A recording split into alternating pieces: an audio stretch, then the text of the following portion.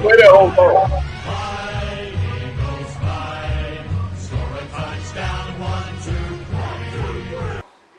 All right. D, I know you can't hear that.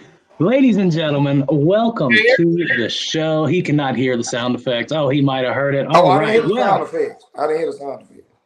I am your host, Mr. Kevlar. Treat them swell, and I try to treat them indubitably well. Joined with me, as always, Mr. Skip from Skip's Trophies and More, and our resident Eagles fan, Mr. Diamond Dirty D for life. D, your team is Super Bowl champs, and you have the floor, my friend. I'd like everyone to bow down and say thank you to the King. Whoa. We are the listen. We are the champs. We was out there. I was told that we were not going to be here. We arguably beat the new goat of the league, the new face of the league, and we didn't just beat them. We massacred that team. It was a bunch of dead bodies running around out there. As Skip said last week, we told flesh from the bone from a pair of Commanders. If he said that, what do you call this? Who? Skinning. Y'all skinned them. So at the end of the day, congratulations to my Eagles, but congratulations. It hasn't been a three-peat in the NFL ever, and it's been some great teams that we've seen come across in history. The Eagles had a game plan, and they stuck to it. Kudos to Kansas City because they did, make a gallant effort to say Saquon was going to run wild on them. Jalen Hurts had to step up and win that game, and I got to give Kellen Moore, the offensive coordinator. He still gave Saquon the ball 25 times. 25 times, even though he didn't get over 100.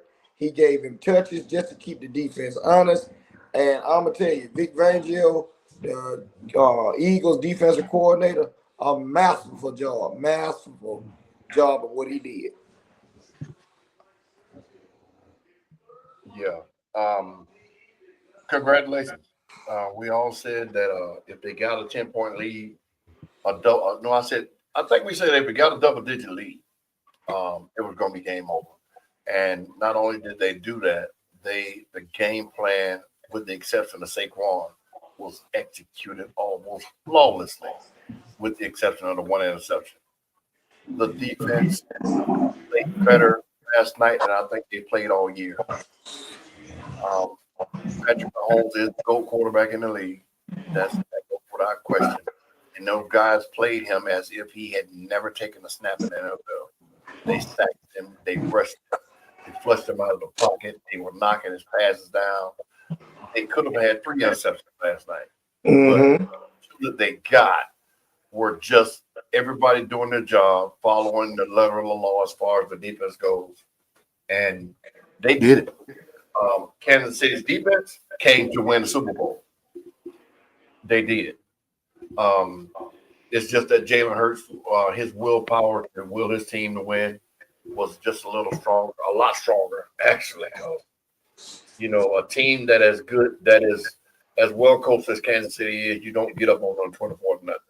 I don't think, like we were talking in the pre-show, I don't think there's ever been a shutout at halftime. So, yeah, shout out to all the Eagles fans. Congrats. Y'all ain't going to do it next year. But right now, y'all Super Bowl champions. So, like D said, Who loaded up to do it? It ain't going to be y'all. You think so? I'm a 49er, so I'm always going to say my name.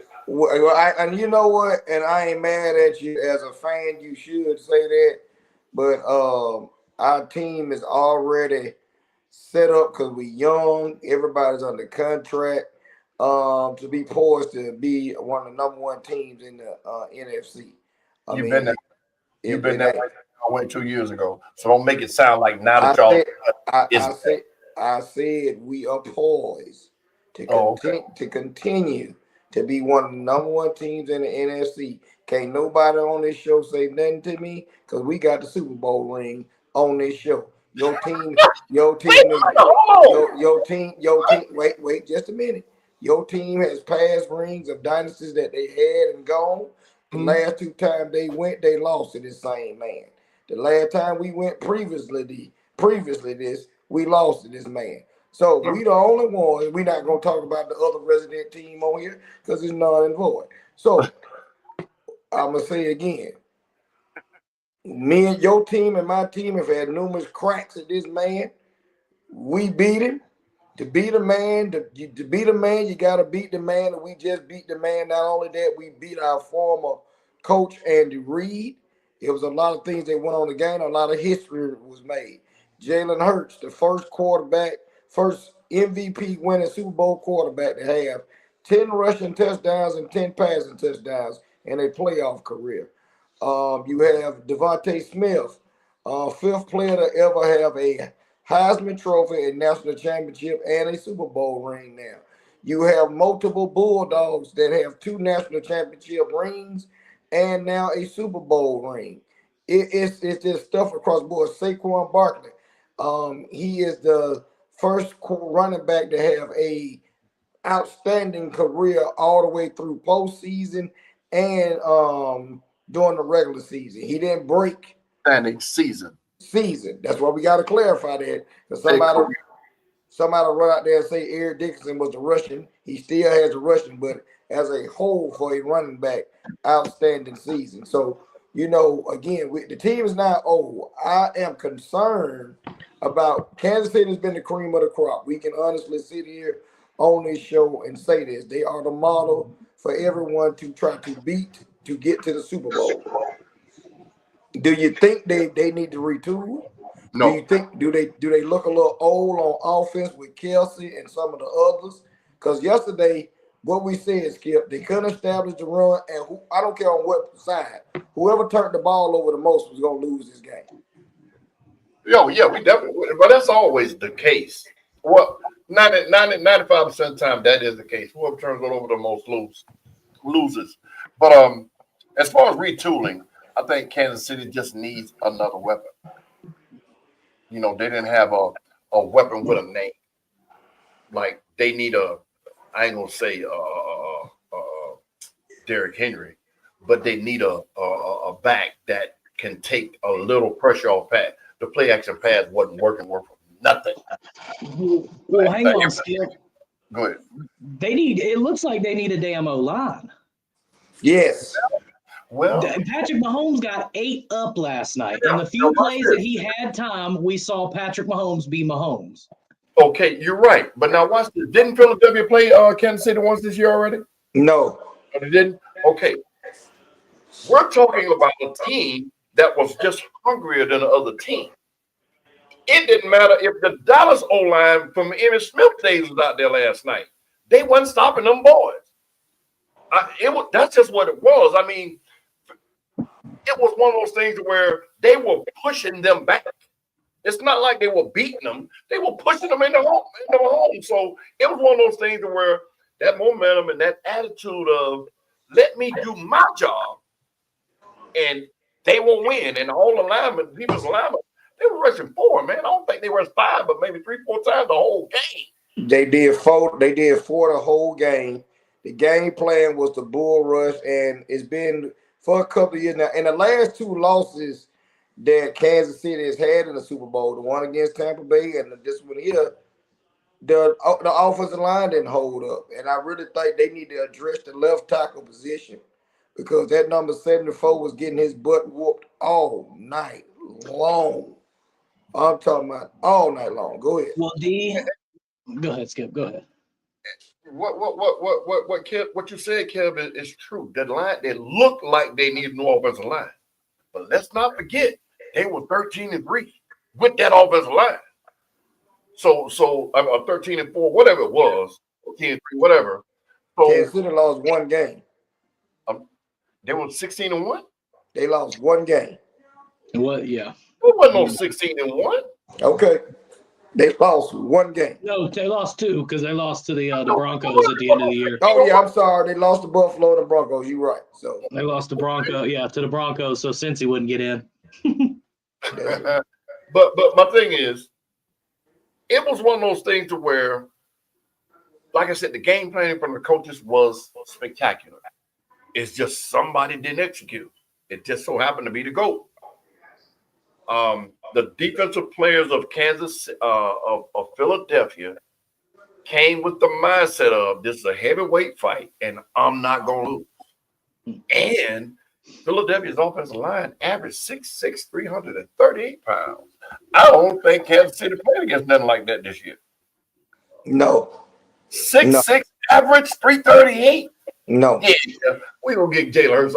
Now they couldn't open the holes up with Saquon. Don't get me wrong, but they did their job, man. And I'm gonna say another thing, and this has been plaguing them for a while. I'm talking about Kansas City. Their secondary on the back end is not as good because we've seen on several times. If you have an offensive line, I don't care who you is. Cincinnati is one of them too. Skip. If you got a form of an offensive line, you can bomb them to sleep. If you get a quarterback time, and that's any quarterback, but we've noticed when Chris Jones and the others of those guys don't get off and get pressure, you can light them up. And I already seen that if they try to go man on man against the Eagles receivers, they're going to get beat. And I'm talking about they're going to get beat deep. They got beat four times last night. One of them got called back for that ticky-tacky face. He didn't even move his helmet. Yeah. And right then I said, oh my God. But now they made up for that call the very next possession with Kansas City. Yeah. They gave them one of those same ticky-tacky calls. And after that, the refs are non-existent, which I'm so happy. Now the refs were calling KC a lot more than we're used to. Those were accurate calls. There was no. I am not questioning that at all. I think they were accurate calls, but I just think it's funny after all this stuff starts going on. Everybody starts talking about it, and we get a game where the Chiefs didn't really get any. I want to say game-changing penalties. It wasn't no funny business. It wasn't no funny business. Because of the spotlight and the magnification of all, Travis Kelce had to answer a question about that in the Super Bowl week. Mm-hmm. What do you think about the refs? Why y'all ain't got nothing else to come up with? Well, it's the truth. So when they first made the first one against Philadelphia, every Philadelphia Eagle fan, Magic and Smoking, they were like, "Oh man, this finna be terrible. If they can do that, we're finna get killed." And then they did it against Kansas. I was like, "Oh, I got it, Kia." I said, boy, if Jalen Hurts go down the field and score right here, it's a done deal in the first quarter. And he threw it in. So, they like I said, they didn't get rattled, man. Congrats, man. All the coaching staff did their job. All the players stepped up. Nobody folded. Nobody withered away. I hate that they got those 16 points in trash time. I hate that. Yeah, it should have been 40-6. What I was gonna say, and Travis Kelce, sir, I had a lot of respect for you. All-time great tight end, arguably the one gonna go down as one of the best. But for you, oh yeah, Skip, he the number one tight end. Yes, he is. I'm sorry. Yes, in the league right now. No, stat-wise, you need to go check him. He the number one tight end. Shannon Sharp, them everybody. He's the number one. But anyway, for you not to want to speak to the media, yesterday you refused to speak to the media after they, for the last 2 years, have been parading you and your woman around and forcing her down our throat. That is disrespectful on all levels. They need to go on and give him a fine and let us know what that fine is and put it out there. And you are a Hall of Famer, first ballot Hall of Famer, tight end. It was disrespectful on all levels. And Chris Jones, I didn't know. My mama had to give me this information yesterday, Skip. Do you know Chris Jones is a crybaby? Did you know he falls out and throws temper tantrums? I didn't know he did that. I ain't know that now. Yes. He started throwing a temper tantrum over there, crying like a baby. Well, D, let me give you a couple of records here. Nothing crazy, just some first in Super Bowl history. One of them was the most players on one side of the ball coming from the same college team. As you know, that would be your Georgia Bulldogs. Jalen Carter, Jordan Davis, Nolan Smith, Lewis Sign. Did I say that right? Sign. Okay. N'Kobe Dean and Keely Ringo, all Philadelphia Eagles. Yes. Another one we got here, Devontae Smith becomes the first Alabama wide receiver to ever score in a Super Bowl.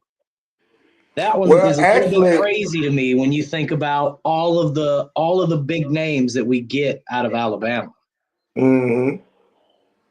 What's crazy, they had a lot of us confused with that stat where they said an Alabama player had scored a touchdown in a Super Bowl. And we were sitting there like, wait a minute, Jalen Hurts scored, and then we had to think about it. They don't count Jalen Hurts as an Alabama player. They count him as a Oklahoma Sooner, because that's who he got drafted by. When he got drafted, that's what he came out as going to Oklahoma. It's like it's even an afterthought that he went to Alabama, but he won national championships at Alabama. So, there you go. I looked it up, and Travis Kelce's in the top 5 of greatest all-time tight ends. Tony Gonzalez is number 1. Number 1 in what? He got 15,000 receiving yards, 1,300 receptions, and he's one of only 2 tight ends with over 100-plus receiving touchdowns. He made 10 All-Pro teams and 14 Pro Bowl selections in 17 years. Travis Kelce, he has 1,900 receiving yards and 165 receptions. With 19,000? 19,000? I can read, sir. I said it's at 19,000. You said 1,900. I said 1,900. That's what I'm reading. Okay, calm down, sir. Okay, but you just tried to correct me like I'm asking. I'm asking a question. Man, your boy Vincent asked the question here. Yeah, thank you. Get to the show. He said, what do you guys rank the Eagles' Super Bowl defensive performance? Was it better than the Chicago 85 team, Baltimore, or Pittsburgh Steel Curtain? Oh. You know what? Wait a minute. You forgot one. The Legion of Boom? Legion of Boom was one. But that 94 49ers team wreaked havoc in the Super Bowl, too. When they beat Green Bay, Denver. San Diego. But this is... I will put them behind the Bears and the Ravens in front of Pittsburgh, the Steel Curtain. Because we're looking at the 70s where there were only 4 great teams.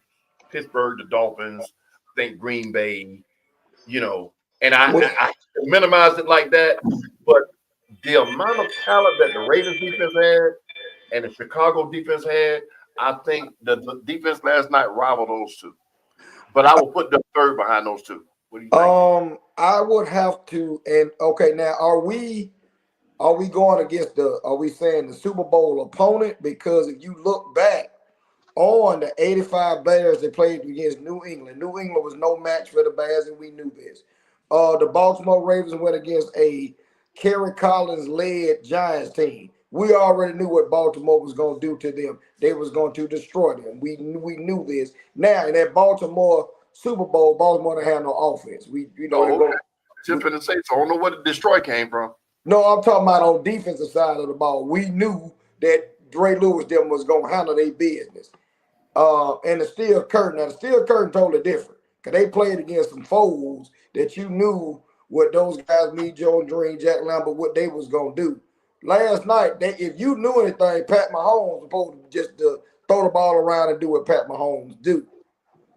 I didn't think it. None of us, and nobody on this show said that we thought it was going to be 24-0 at halftime, or the Eagles were going to put 40 on them and it'd be 40-6 going into the fourth quarter. None of us thought that. I'm not going to say that. I thought it was going to be a high-scoring game. Remember, y'all was like, oh, no, 28-33, and I thought it was going to be a high score. It ended up being count them last 2 garbage touchdowns. But to echo your sentiment, nobody saw Philadelphia doing what they did offensively. Mm-hmm. But how do you rank them though? How do you rank the defenses? I will still have, because the ferociousness for being ferocious. The Bears, and that's just the Bears just was mauling folk.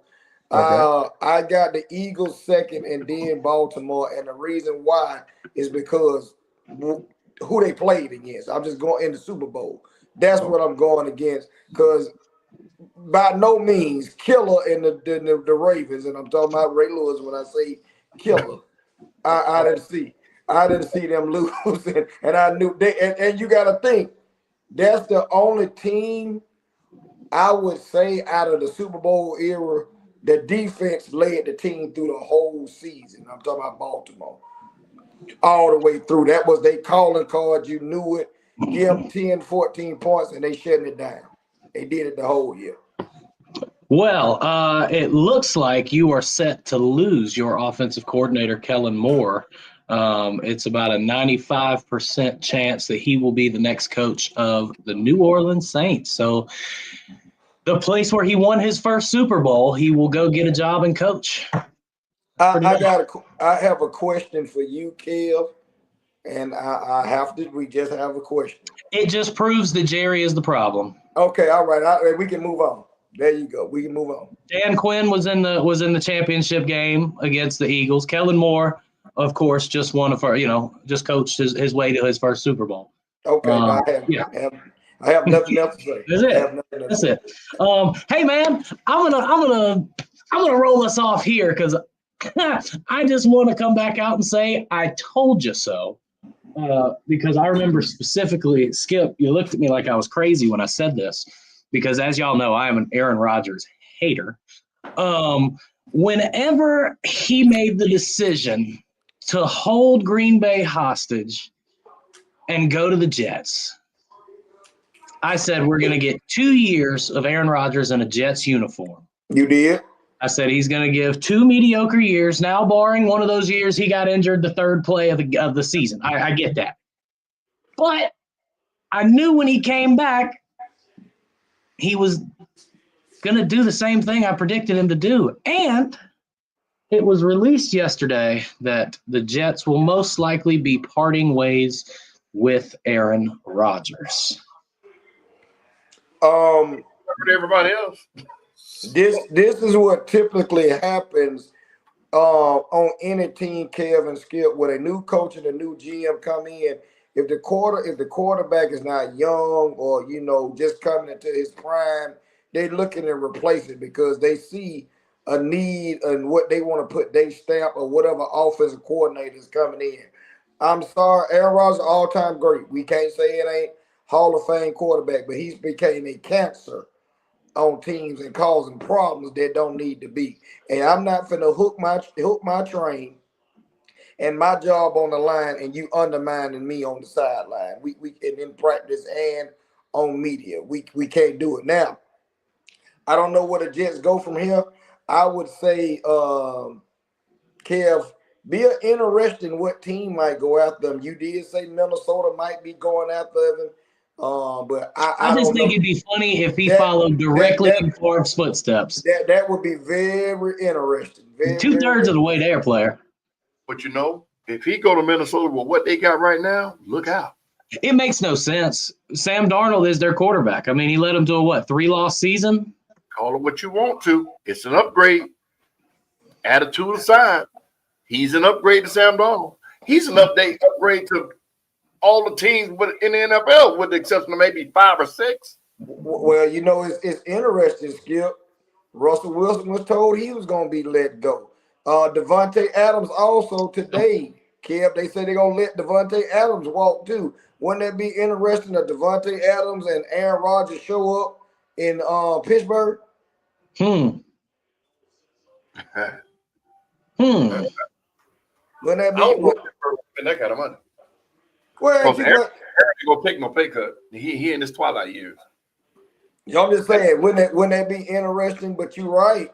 You got this gonna be an interesting offseason for him. And then, like you said, the comment he made was he didn't know if he was coming back to play again this year. They ain't even finna play that game. And Pittsburgh, if they were to get Aaron Rodgers and Devontae Adams, they go away from their identity. Smash mouth football will no longer be with them two there. In my opinion. I agree. I agree. Lamar. Hold on 1 second here, fellas. 1 second here. All right. Well, Josh Allen has won the MVP for the 2024 season. There is a lot of controversy behind it online, but I seem to feel like there's always controversy behind these awards online. Same thing with, and we're not going to go into it, but the halftime performances. It's always one or the other. You know what I mean? Somebody's not going to like it. Somebody's going to love it. That's how it goes.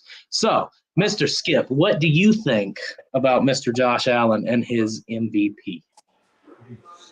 Number one, nothing I say should take away from what Josh Allen did this year.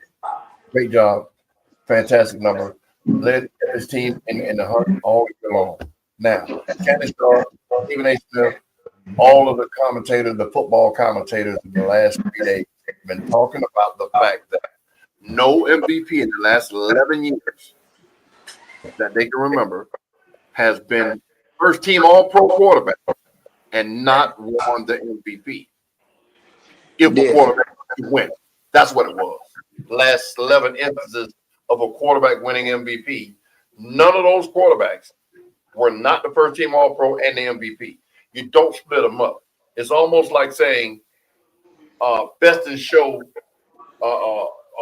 car is this, overall car is this. You can't have it both ways. If you're the first team all-pro, you have to be the best quarterback in the league. That's just it. It goes off stats. They're going off feelings and what they don't want to see happen, in my opinion. Cam Newton said it that we know popularity had a lot to do with this. There's no possible way that his numbers were not better than the first team all-pro, but you give him the MVP anyway. Don't tell me about how good his team did. His numbers were not better. That's why he's first team all-pro.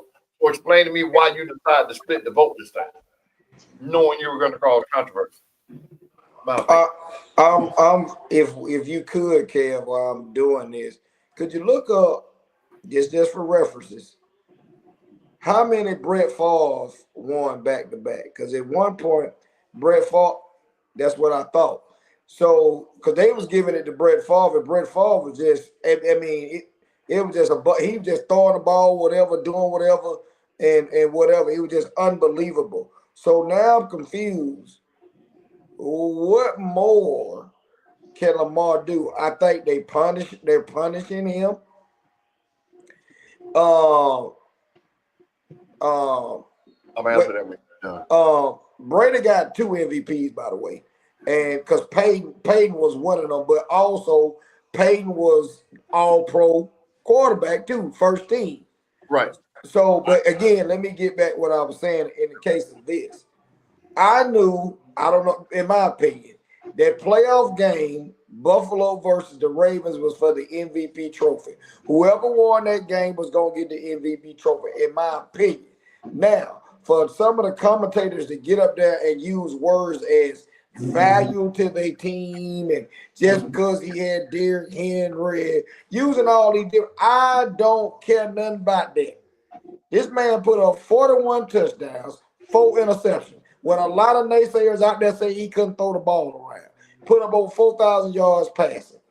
You turn around and have another 900 yards rushing. If we take Lamar Jackson off their team and leave Derrick Henry on there, what do we get? Same thing. They're going to have the same record? What was their record last year without him? Well, they still won over 12 games and they were the number 1 seed. I said take Lamar Jackson off of the Baltimore Ravens and leave just Derrick Henry by himself. Oh, no, you won't get half that. Oh, okay. Now you take Josh Allen off Buffalo team, they're going to go to the wayside. This is a quarterback-driven league. We know that. But I'm sorry. Lamar Jackson should have won the MVP. This should be his second in a row, his third all time. I just think this has become They need to let the fans vote and calculate it along with some of these writers, because to find out that Dan Orlovsky had a vote and the Acho guy. First of all, Dan Orlovsky, hey man, I'm not on your level of commentating and being on what you call, but you are basically known in the NFL for running out the back of the end zone. That's what we know what you did is your highlight in the league. Backup quarterback, you're knowledgeable. I can't say that. But don't come on TV with that crap. Just say you want to vote for Josh Allen. What is that? Y'all hear that? Yes. I don't know. Like an echo. I'm going to say this.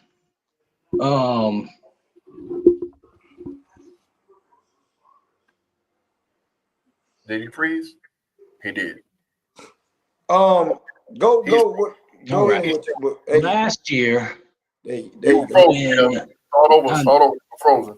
All right, I'm at the beginning. Last year, when Lamar Jackson won the MVP, and I pointed out the fact that the quarterback categories that he led the league in was rushing yards and rushing attempt. Everything else, somebody else led in. Mm-hmm. And I'm not saying this because it was between Dak Prescott and Patrick Mahomes either. I'm not saying it because Dak was there. I'm saying it for the reference of, I think it's funny this year how now that Lamar has the stats, it's bullshit that he didn't win it. Now, he did. I have said it through the season. He improved on his passing game exponentially. Like, his passing didn't impress me the last few seasons. This year, I was looking at him going, okay, you're throwing darts. But, D, you said it. You take Josh Allen off of the Bills, and they go to the wayside as well. I'm looking at it the same way I looked at the Heisman debate with Gentry and Sanders. You don't want to have a debate. Travis Hunter, my bad. You don't want to have that debate. One guy got his team to the championship game. The other one didn't. You don't want to have that debate. Maybe with y'all, but this was a big debate everywhere. Okay, I'm sorry, I won't cut you off. I'm done. I'm just saying. At the end of the day, last year when Lamar didn't have the stats for MVP, but the media at the beginning of the season decided Lamar was the MVP. You don't look at me like that. Everybody from week 2 was saying Lamar Jackson for MVP the entire season last year. If we go with last year, I gotta let Skip go. No. It's a comparison. Because now that he didn't win it this year, when he actually had better stats than the guy who won it, this is rigged. What I was going to say, Josh Allen's stats this year are the same stats that Lamar Jackson had last year. If you look them up, they mirror each other. When you improve on top of what you did, that make you MVP. Now we can say this. Skip, let's give Kev and just be real, Skip. But besides your feelings, that man could have won the MVP every year he was in the league. Am I right or wrong? Only for offense. Only because he's the best offensive player ever. And I'm just talking about in the NBA. Right? Maybe from 90 on, but from the 80s up to 90s. I'm talking about when it was his time. TC, that's the most normal thing, the most agreeable thing I can. And that's what Tarsh, that's what I just said. I felt like the playoff game was the MVP game. That's what whoever won the game was going to win the MVP. Go ahead, John Skip. Let me go back to what you just said about Lamar Jackson's stats last year and the reason he won. No quarterback last year led in as many categories as he led this year. No quarterback last year. So quarterbacks, you look at their stats, and then, like he just said, you go on the head-to-head thing. You don't split up the All-Pro and the MVP. Now, that was a rebuttal to the statement you made. Let me answer Abe's question about when the MVP means you're the best QB in the league. Let me go back to when Tom Brady won his first MVP. He won his first MVP in 2007. Arguably the best quarterback in the league. Peyton Manning won the next 2 years. Then Tom Brady won. Then Aaron Rodgers. Then Adrian Peterson. Then Peyton Manning again. Then Aaron Rodgers. And Cam Newton, Matt Ryan. Then Tom Brady won again in 2017. Pat Mahomes, Lamar Jackson, Aaron Rodgers, Pat Mahomes, Lamar Jackson, and Josh Allen. So just because Brady was the best quarterback don't mean he was the MVP. He was the MVP over the quarterbacks those years. He was first team All-Pro. So when you say why Brady ain't got that, oh, there were better players in the league that particular year. There was no better player in the league this year, in my opinion. Don't do that, TC. Go ahead. Don't do that. See, that's what. Don't do that. Go ahead. Right. My thing is, when you throw Tom Brady out there, Tom Brady wasn't the best quarterback in the league every year. Peyton Manning was there. Aaron Rodgers was there. Remember that?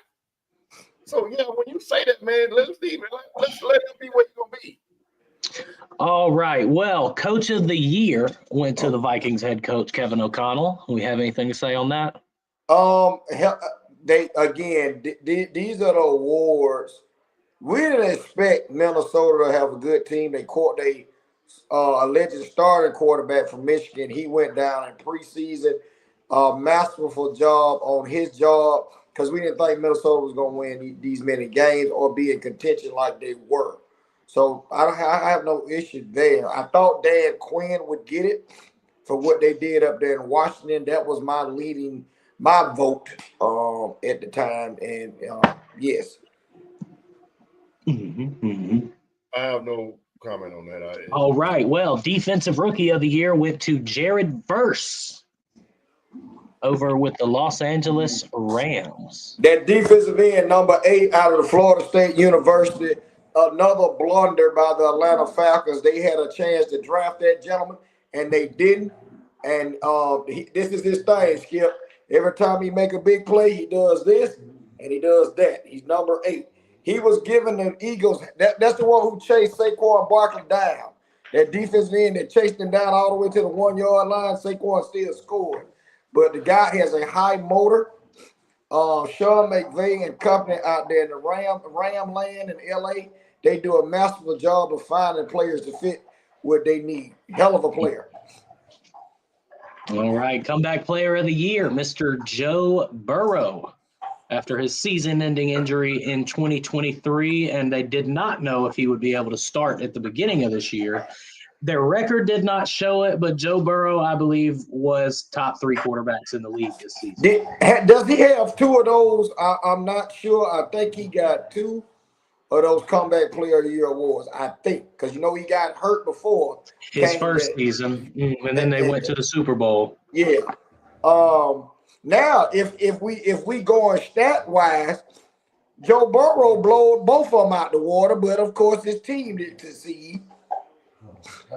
MVP wise, go ahead. I mean, if you go to that Buffalo and Cincinnati game, that was a damn 42-48 game, some 42-45, where they were just going back and forth and back and forth. But Cincinnati's defense in the end is just garbage. Skip. I got caught up in looking at what our viewers were saying, and there you go. Most valuable player to your team. So how many MVPs can you have in the league? 1. So that whole statement is asinine. Well, no, you can't. No, it's not. Look at what it says. MVP means most valuable player to your team. It's highlighted. So that means we will have 32 MVPs.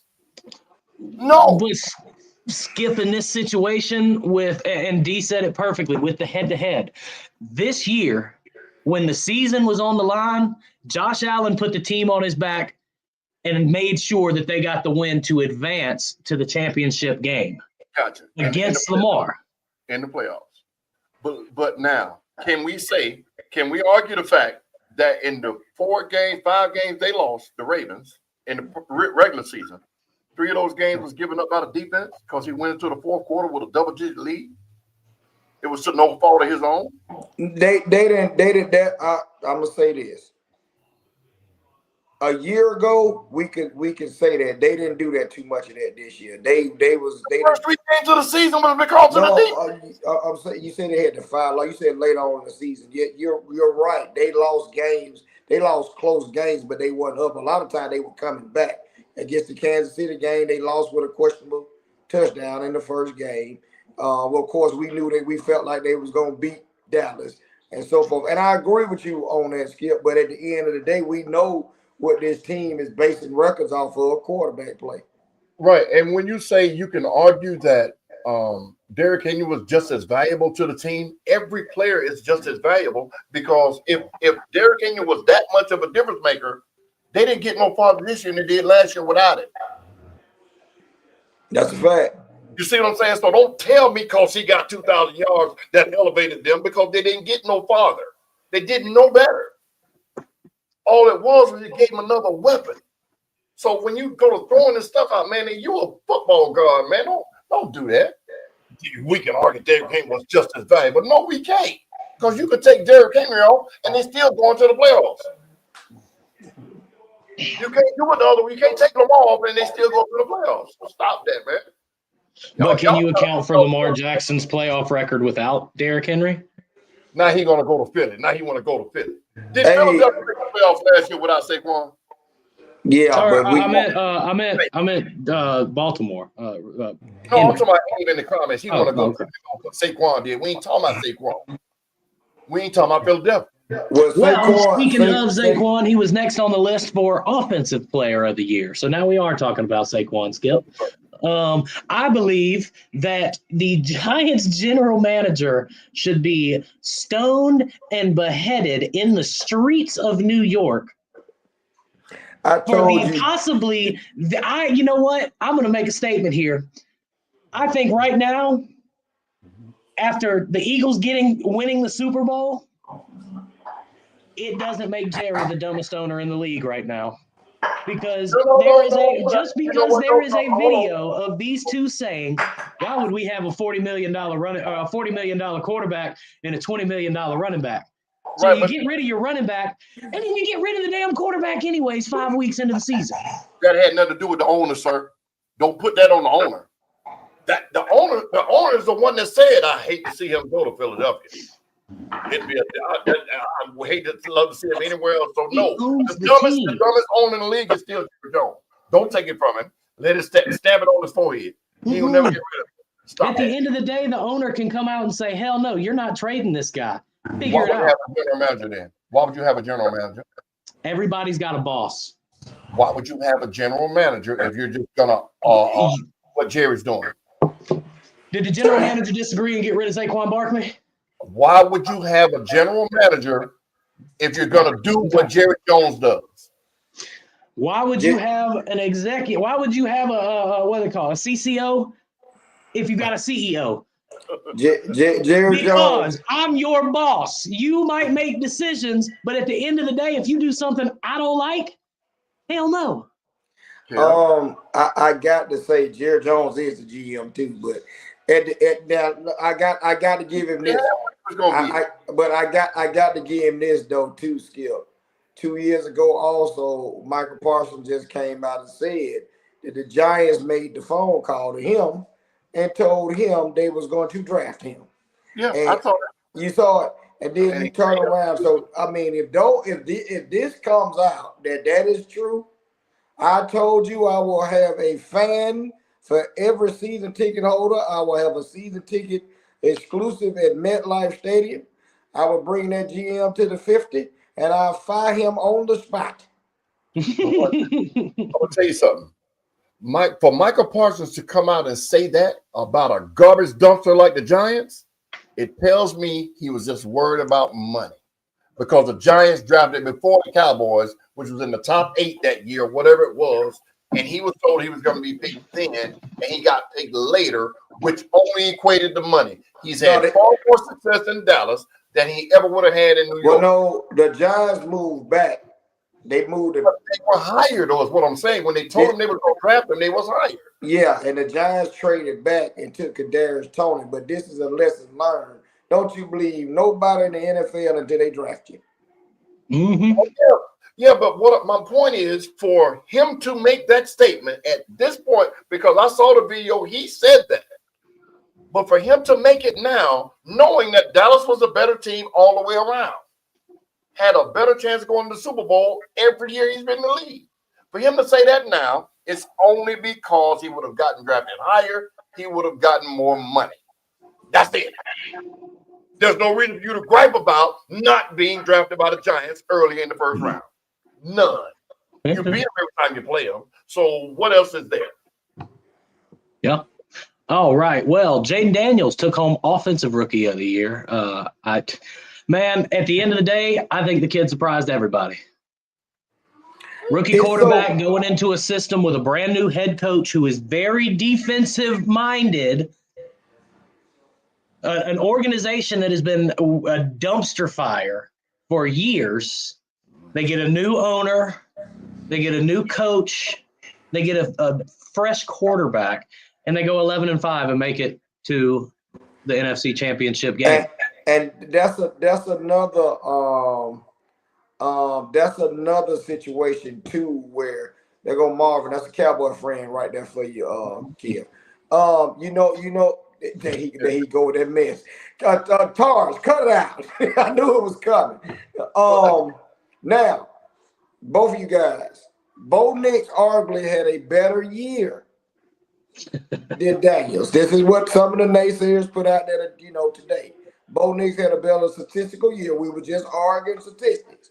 You know what got Bo Nix out the way? This team didn't go to an NFC Championship. You see, so when we keep talking about the stats, we see it. But to be honest with you, these awards are decided on the field, what you're doing as a team. In my opinion, that's what I'm looking at now. Because, again, we had a head-to-head game. I told you I felt like that was the MVP game.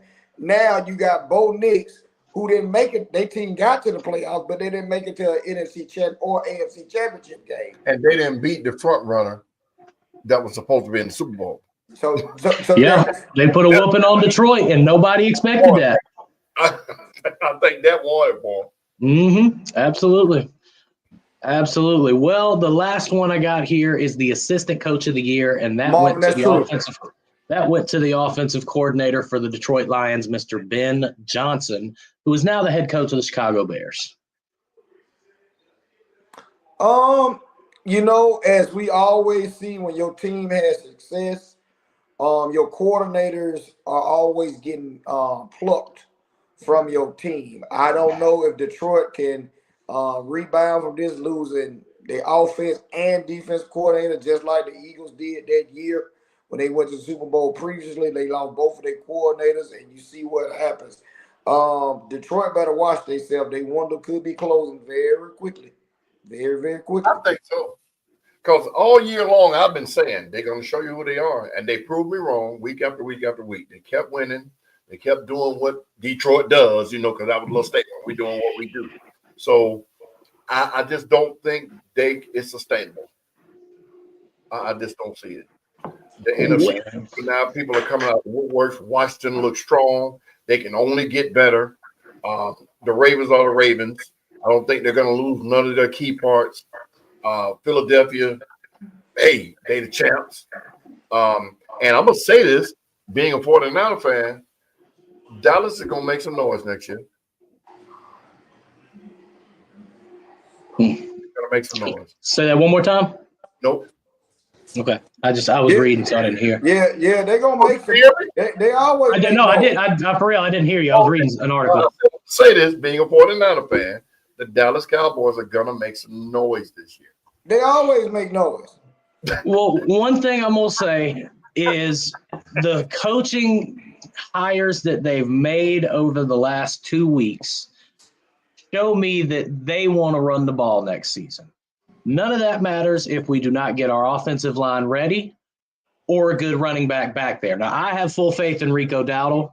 I think he can be running back number one. We need somebody young. I'm saying Cam Scattaboo. Go do it, Jerry. We need somebody young who can lower his shoulder and get through a line for those 2-3 yards. What Zeke used to do, what he used to be able to do. But we are going to move on into the next topic. Enough about the team that I'm only a 50% fan of right now. All right. Well, Kirk Cousins says he ain't done. He went on Good Morning Football last week and basically said he took a hit week 10 and it messed up his shoulder and elbow. And that was where their season decline came from. Now, he also said, I'm coming for my job back. Now, the Atlanta Falcons, of course, benched him towards the end of the season to let Penix, their new, what they hope to be the future star of Atlanta, get some reps and see how it went with him. But Kirk Cousins says he's gonna fight for his job back, and we'll see how it goes. Mr. Skip, what do you think about this?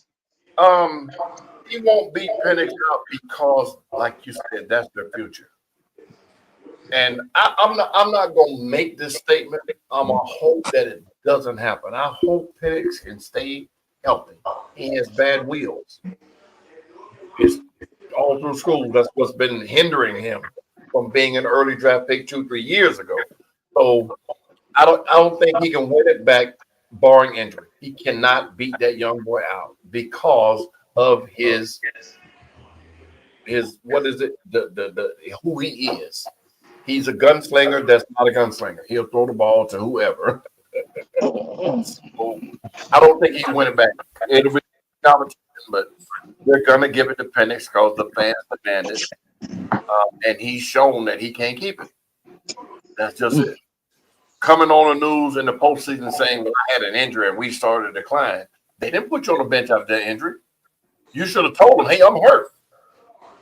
But, y'all were on a little streak at the time, and you decided, well, I've been doing good, so maybe, hopefully, they'll, I can work my way through this injury, and it didn't happen. So, you don't get kudos for saying now that you're injured.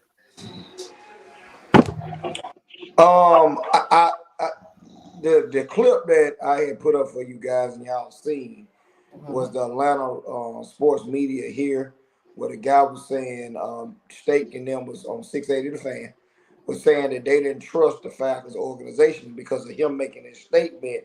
And we didn't see him on the injury report nowhere when this was going on. So who do you believe? And he's fleeced the Falcons. Falcons let his agent fleece them. And I ain't mad at him. He got his money. I'm not mad at him getting his money. But if you guys as a coaching staff, your training staff knew he was injured, as he say he gets on TV and says, you kind of basically caused the Falcons their season because you played like trash in those games that they lost when y'all was up, when y'all record was 6-2 at the time. When they went from 6-3 to 6-7 quickly. So I mean, that's selfish on your part because you knew this guy was gonna take your job. Now you can say you healthy all you want to. Michael Penix is the starting quarterback for the Atlanta Falcons moving forward. They're not going to take the kid out. This is what they drafted. And the thing is, if they don't find a suitor, Skip, for him, he's just going to be sitting on the bench collecting money. He wants to play. So, and the Falcons are not going to grant him to cut him and still pay him. Now, if they want to, get the little $10 million they'll get back for cutting him and they still going to pay their other money, so be it.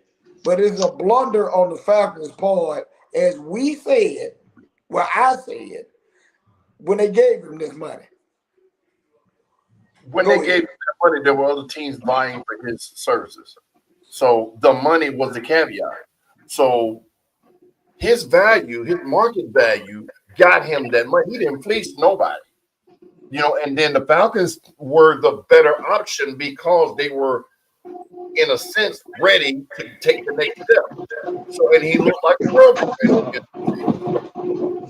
Say he fleeced them. I heard background noise.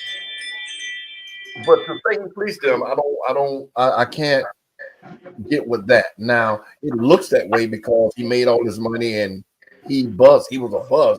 But no, I've said this before in our past podcast that everybody that's getting the big money now earned that money already. Paid off of what you've done, not what you'll do. Mm-hmm. All right. D, can you hear us right now before I go into this next thing? All right. I'll wait for him to get back before I hit that.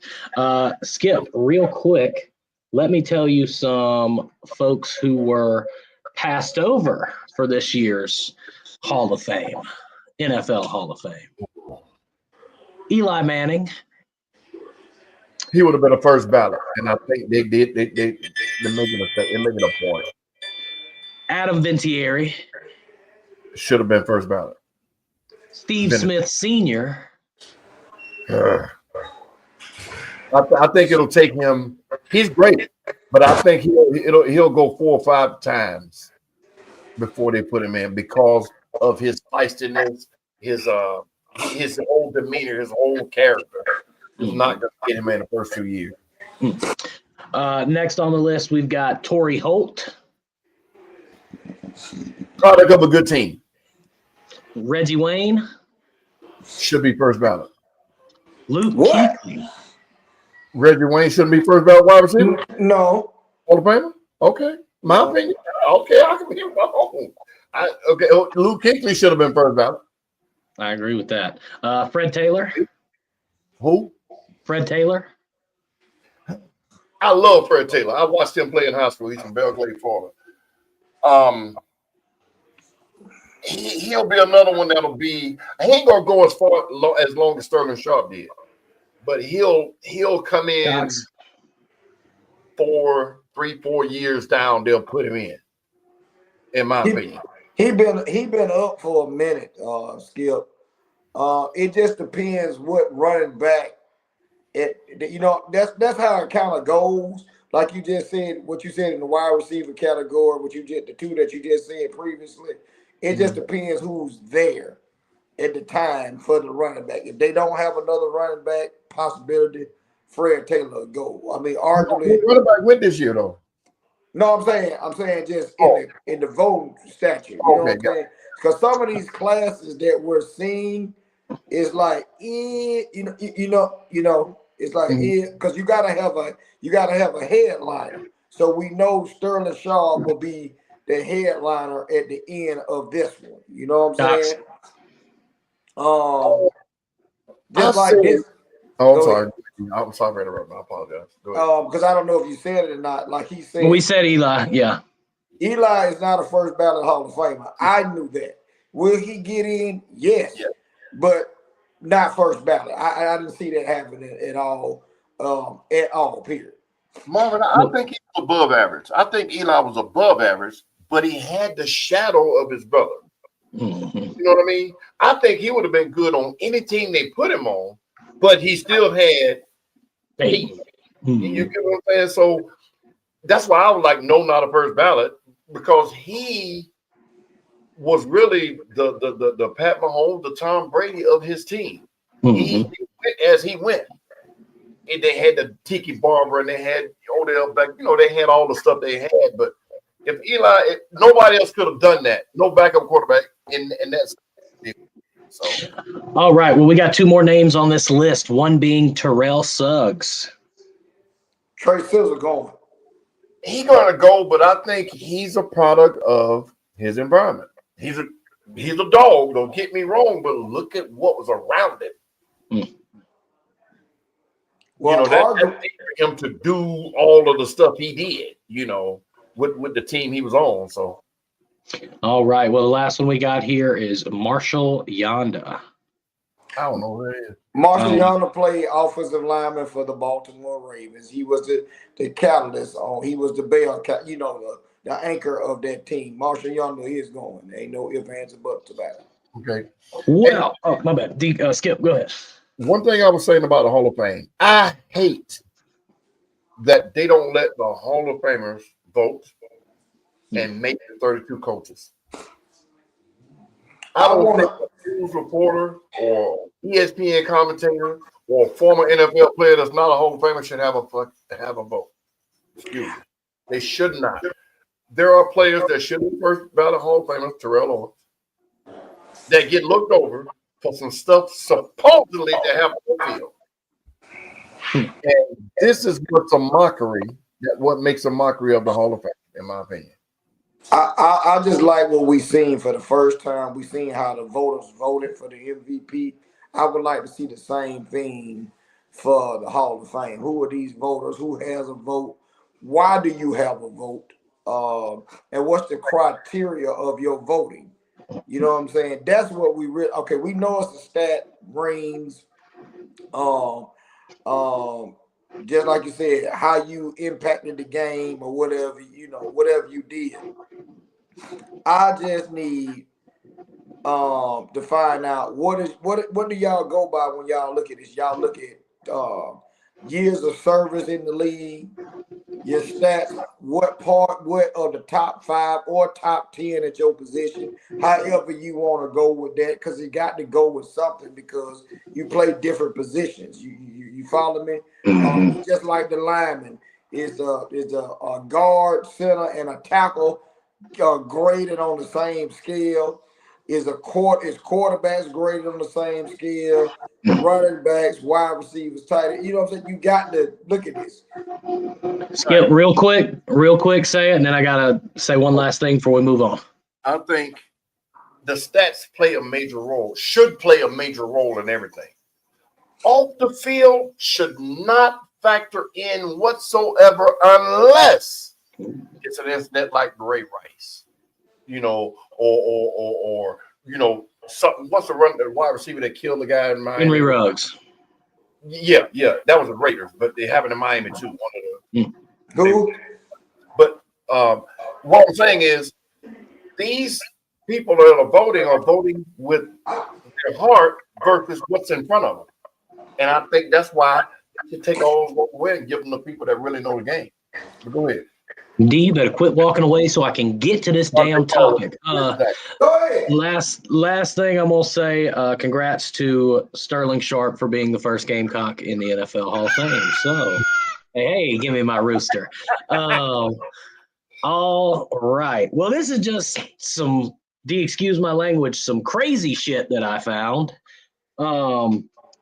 Top officials from the New Orleans Saints helped cover up sexual abuse and child pornography scandals involving Catholic priest Archbishop Gregory Amen and others tied to the Archdiocese of New Orleans. This has been going on for years. Yes. Be careful. Well, the Saints organization giving money to that organization because of the Saints moniker. That is a Catholic. That is a Catholic state. Louisiana, New Orleans is a Catholic city, and so forth. So that's what that stems from. And they're donating money to this organization. You donating money to this organization, and then this type of scandal comes out. It just popped off probably about 2 weeks ago, Skip. Very disturbing. So real quick, Kev, and then you can go. So they're saying because the Saints donated however much money they donated, it's helping to cover something up? No, something that how they helped cover up hasn't come out yet. But what we do know is that top officials were involved in helping cover it up. I'm gonna guess it's probably some Joe Schmo in accounting that handles the money transfer. You know what I mean? Something. It's not going to be, the GM or the owner. It's going to be some guy we've never heard of that works for the organization. Whenever everything, or he'll just be a fall guy. You know what I mean? They'll give us a name for a fall guy. But I just thought that was pretty insane. All right, let's move to the last topic of the night. Well. Yeah, hold on. Before you start, the predictions all right. Wait a minute. I'm gonna tell you, this is the first time, Kev, on my fault, I forgot that they was fighting, so I didn't see nothing. So I looked saw highlights. Okay, go ahead. But hold on, Kev, we wrote down our predictions last week, right? D and I said said Strickland. You said Duplessis. Yes, go ahead. That's all I know. Right. Well, in the women's strawweight co-main event, strawweight, Zhang Wei Li put a 25-minute whooping on Tatiana Suarez. Now, I got to give Tatiana her flowers. She lasted 25 minutes. But boy, did she get boat raced in those 25 minutes. Zhang Wei Li. Now, there's a video. Stop. For the people that don't understand, tell them what boat race means. I don't think I can say that on air. I think that's why they say boat raced on ESPN. But you can figure it out. Anyways. You can say, wait a minute. You can say taken behind the woodshed. That's what they used to say. She got took out behind the woodshed. So you know what that means. They put her down like old friggin' Yeller. How about that? Okay. But yeah, man, Zhang Wei Li, there was a video of her a couple of months ago. She's every bit of 5'3", 115 pounds, picking up Shaq. Oh, that's the young lady. That's the taking Shaq off of his feet. This girl, when you look at her, she is a freaking bulldog, dude. She is. I'm gonna say this: at 5'3", when she picked him up, did she pick him up from behind? Because if not, she was in prime position. Yeah, dang-a-lang in her face. Either way. Yes, man. But she retained her title, and then the main event happened. Dricus du Plessis and Sean Strickland 2. Sean Strickland lost every round of that fight. What?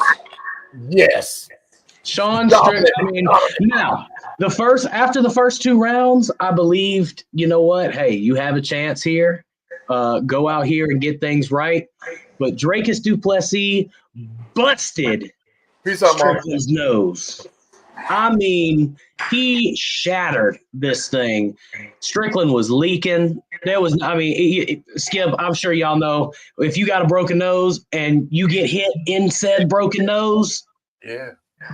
You know, how can you fight a guy for another 15 minutes when you cannot get hit in the face? You know what I mean? You know, the other guy's main intention is to hit you in the face. So, end of the day, Dricus du Plessis has retained his middleweight title. I do not know who will be up next to fight him. Hopefully, matter of fact, hang on. I think I have my prediction because this dummy called out Alex Pereira. Alex Pereira was ringside with Sean Strickland for that fight in his corner. And when the fight ended, Dricus du Plessis looked straight at him and said, "Come get it. You are about to die in that ring, du Plessis." No. I don't think he beat him, but I don't know about the die part. He's going to get kicked upside the head. How old is Pereira? Let me look that up. God, that dog's sitting right there at your feet, ain't he? What is he doing? I'm like, is he fighting or something? I thought that was you breathing for a minute. But also, Kev, didn't the girl that was 25 and 0 get beat? That was the strawweight, right? One more time. The girl that was 25 and 0, that was a strawweight, right? That lost. She was 11. She was 11 and 0. She was a strawweight. The Zhang Wei Li was like 26 and 2 or something. And she lost, right? No, she won. No. Tatiana Suarez. That's what I said. She got boat raced for 5 rounds. There you go. Okay, yeah. Alex Pereira's 37. Yeah. And they ain't gonna fight this year. So yeah, I don't know about that running all through that young cat. No, sir. Du Plessis is 31. There's only 6 years. Oh no. Wait a minute. Wait just a minute. I'm sorry. That age does have a factor. That you've got a factor in your, and that's the only thing I've seen in the UFC that we can say arguably outside of the fighting and whatever, that youth does play a hellified part sometimes. You're right. If they don't fight this year and they go into 26, I'm going with du Plessis. If they do it, it'll be in 3 months, 3-4 months. We'll have that. So we'll have that on the books in a couple of months if they're going to sign it. Hey, well. Speaking of getting one on the books, let me tell you one that looks like it is going to happen. This is what the people wanted. This is what I think everybody except the man who finally has agreed to it, and I'll tell you why I say accept in a moment. John Jones versus Tom Aspinall is in the works for UFC 317. That would go down in July during International Fight Week, which, of course, is the biggest fighting event in the world. It is an entire week of partying and a lot of cool other stuff. Now, I say the only person who didn't want to do it is because John Jones looks at it as, what else do I have to prove? This young guy, another young guy that wants to take me on. That's go ahead. I was gonna ask you, that's crazy, you was reading my mind, when we was gonna see John Jones again. I was gonna ask you that. Because it seems like to me in the UFC, we're getting all these other weight classes, but it's not another heavyweight to compete with John Jones or Skip Kev. They're running from it. Mm-hmm. Tom Aspinall wants him. He's been saying, I want him. Of course he does. He's a young bull, to take that quote from Mayweather. But in John Jones's case, one of the other reasons he said is that fight won't be as big of a draw. It'll be a bigger draw, but it won't bring in the money that he would have gotten if he'd have fought the other guy. Which other guy? And he fought Stipe. I'm sorry? He fought Stipe. Which other guy? No, it was somebody else. He said it'd be a better money fight if he fought. That's why he was not wanting to fight the guy. And plus, he's a young up-and-comer. What's that? What is that? You got to read it. The NFL, breaking news, the NFL has announced that Super Bowl 60 will be LGBTQ pride theme, ending racism with Pride Month. That's going to change. Excuse my language, but what the fuck are we doing? That's going to change. That's got to change. Ain't but 5 gay NFL players. And if I'm looking at this correctly, if you see the symbol, maybe I'm wrong. Is the game in San Francisco? Because I see the bridge right there. No, I mean, look, is that not the bridge? Is that not the bridge? Okay, bridge. Yep. Well, hey, San Francisco and Atlanta are the two. Like, this is the fact. They are the two gayest cities in the world. Well, so, taking the lead now. San Francisco was always the hub, but now it's Atlanta. But that's what came across my line. Shout out to Moot for sending me this. But this is a story, and this. Can we just play football? Can we just play football? I think the viewership is gonna fall off tremendously, and probably because it's the Super Bowl. But all of the paraphernalia, ain't nobody finna buy that. But nobody's gonna buy the paraphernalia, so they're gonna lose more than what they thought they were going to gain by announcing it a whole year in advance. Are you kidding me? It's amazing that a group of people can force their way into people's lives and make themselves matter. Stay in your lane. All right. You and I both think very passionately on this situation in the same way, but we're not going to get into it on a sports show. He said Debo.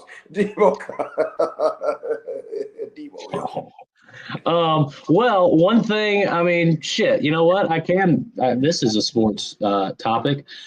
President Trump has signed into effect that men are no longer allowed on any circumstances in women's sports. But women are still allowed in men's sports. That was the caveat.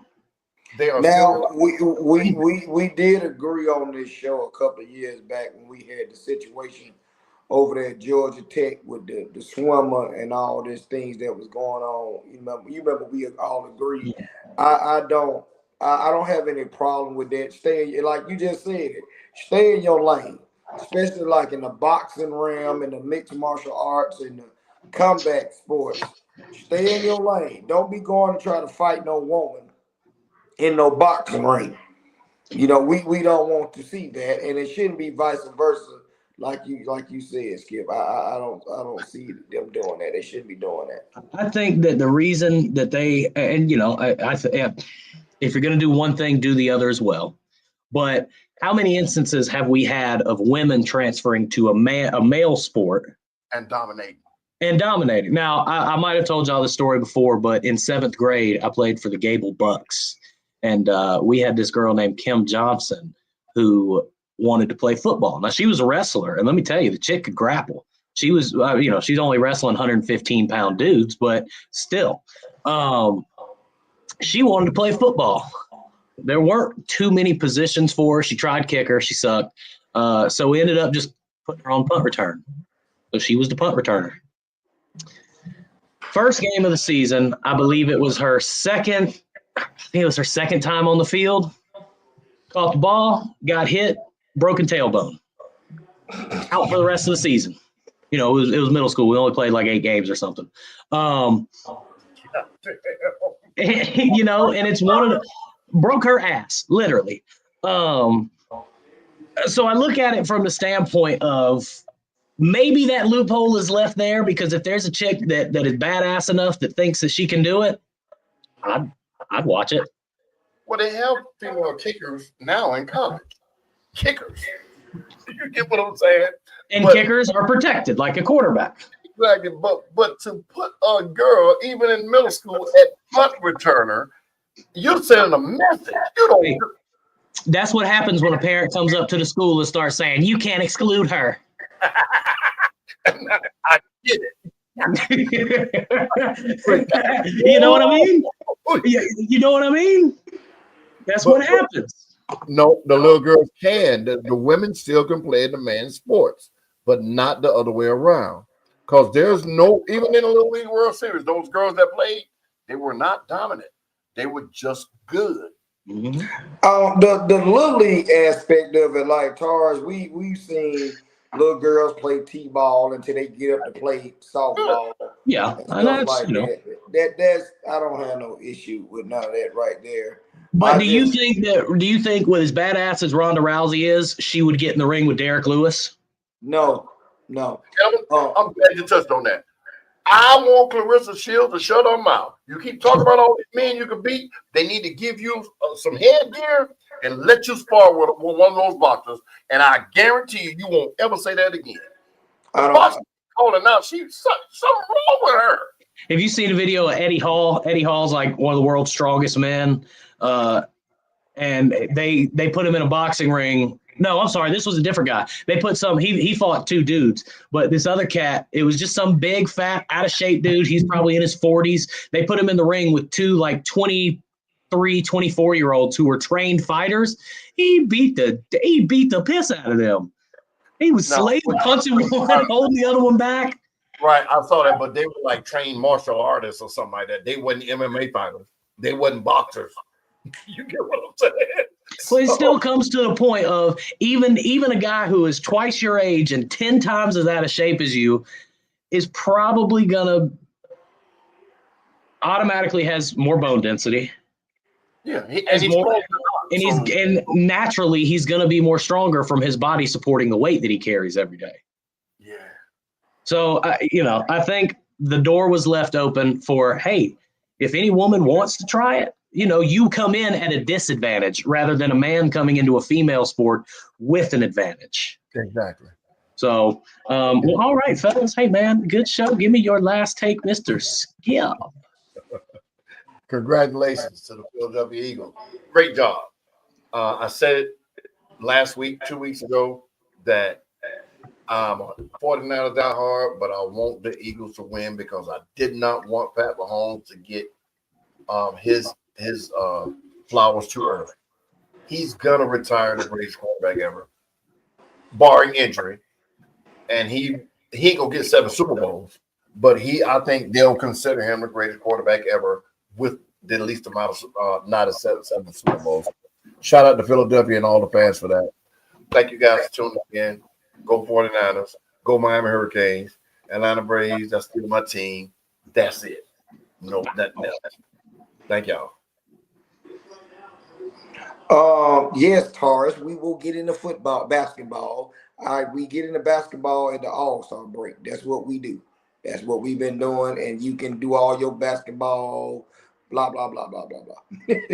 Thank you guys for tuning in to the show. Football season is officially over. I know we'll get the minor league football going on. We'll get the draft things, but usually that's what we do. We get to the All-Star break because now trade deadlines and things of that nature, we will start that, and we will have what we got to say about the All-Star game, this new look that we're gonna go with this year, and now we got drama. We've been waiting all year in the NBA for some drama. We got it. We didn't touch on it, and we will. We really will. I agree, Tars. It's foolishness. It's straight foolishness. All right. Well, two things. I don't care what you thought about the performance. I don't care what you thought about the music, the message, any part about it. The only thing that should have just pissed you off during the Kendrick Lamar halftime show Don't you do is that. when he was standing flat-footed on the hood of that 86 Grand National. You disrespect that car like that. But the one he was standing on wasn't the real one. Did you see all the people that got out of that car? Well, so they stripped the inside. It was a real one. They stripped the inside out so they could fit everybody on there. But that car is in mint condition. They got the pieces ready to go right back in it. Oh, You okay. are silly. You are so silly. Either way, that's been pissing me off all day. But the last thing, yes, congratulations to the Philadelphia Eagles. I know that y'all still got fans passed out behind dumpsters.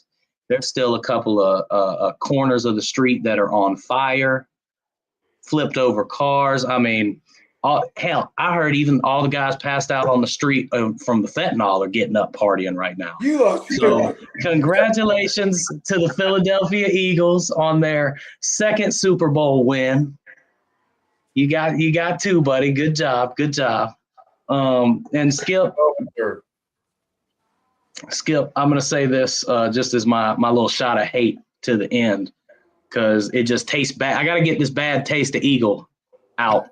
You know how we always talk about, and I think TC said it earlier, the Dallas Cowboys last Super Bowl was on VHS, blah, blah, blah. And even though this is not a shot at you, even though y'all have been to them, still your last win was before that. And I started thinking, everybody wants to say it's been 20 something years since both of y'all won one.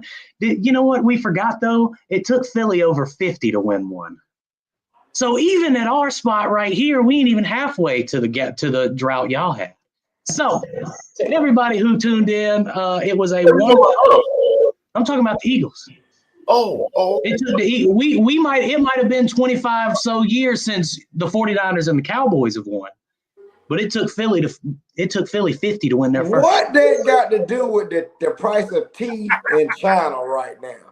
What they got to do as of today? Don't hate the coach. As of today, coach, I'm just running the offense here. You know what I mean?